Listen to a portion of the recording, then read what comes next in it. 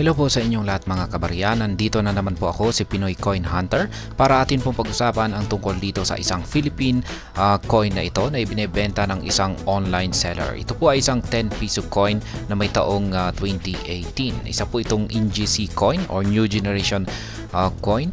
Saan ay ibig sabihin ay ito po ay bagong barya natin sa henerasyon na ito.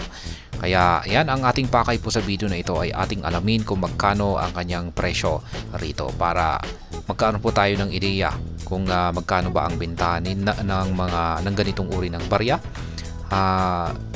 yan sa ngayon sa mga online store. Kasi binebenta po ito ng isang online seller sa isang kilalang online store. Kaya yan, meron po siyang tatlong mga larawan dito. Ayan.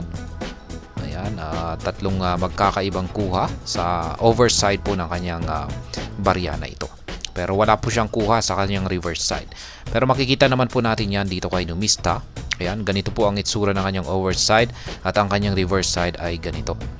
Ayan, ito po yung wala nakuha ni online seller. Para at least kung magbebenta po kasi tayo, dapat ay harap at saka likod ang pakita natin. Para yung mga gustong bumili ay at least makita nila na kung maganda rin ba yung kondisyon nito sa likod.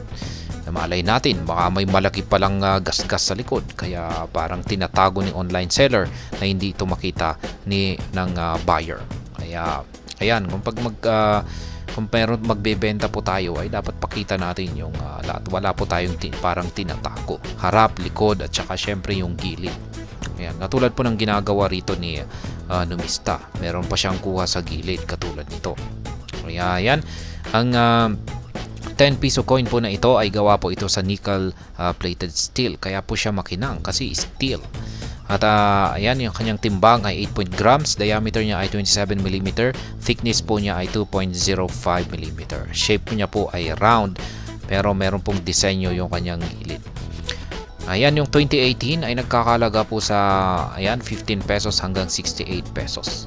Ayan, mataas po yung kanyang frequency. Ibig pong sabihin ay madali lamang pong hanapin ang ganitong uri ng barya. 2018. Ayan, napaka-common po nito. Kaya mura po siya talaga. At ngayon ay ayan po, may nagbebenta ng kanyang 2018 na 10 piso coin dito na isang online seller. At atin na pong alamin kung magkano ang kanyang bintahan rito. Kaya ayan, ang kanyang 10 piso year 2018 NGC series na 10 piso coin ay kanya pong ibinebenta sa halagang 200 pesos. Likely new daw po siya, pero base po sa aking pananaw rito ay nakikita ko naman po na mukhang marami po siyang mga gas-gas, parang nagamit po siya. Ayan, used po siya.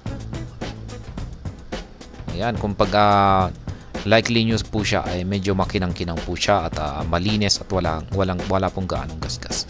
Pero yan, binebenta po niya ito sa halagang 200 pesos. Ayan, napaka-common po nito, madaling makakuha nito. Semi-hard to find na 2018 NGC series. Ayan, sa tingin ko ay hindi po ito semi-hard to find, madali pong makahanap nito. Yung semi-hard to find po talaga rito ay yung may taong 2017. Ayan, at yung maging 2019. Ayan, yung mahirap pong hanapin dito ay yung 2020. May taong 2020. Kaya, ayan, atin pong muling pagmasdan ang 10 piso coin dito ni online seller na may taong 2018, kung saan ay kanya pong ibinebenta sa halagang 200 pesos. At ayan, muli po natin pagmasdan. Ayan. At baka kung sakaling meron tayong ganitong barya or kung gusto nating, kung interesado po tayong bilhin ito, ay ayan, binibenta po niya ito sa halagang 200 pesos. At hanggang dito na lamang po tayo sa video na ito mga kabarya. Sana po ay inyong nagustuhan ang aking paliwanag tungkol sa barya na ito.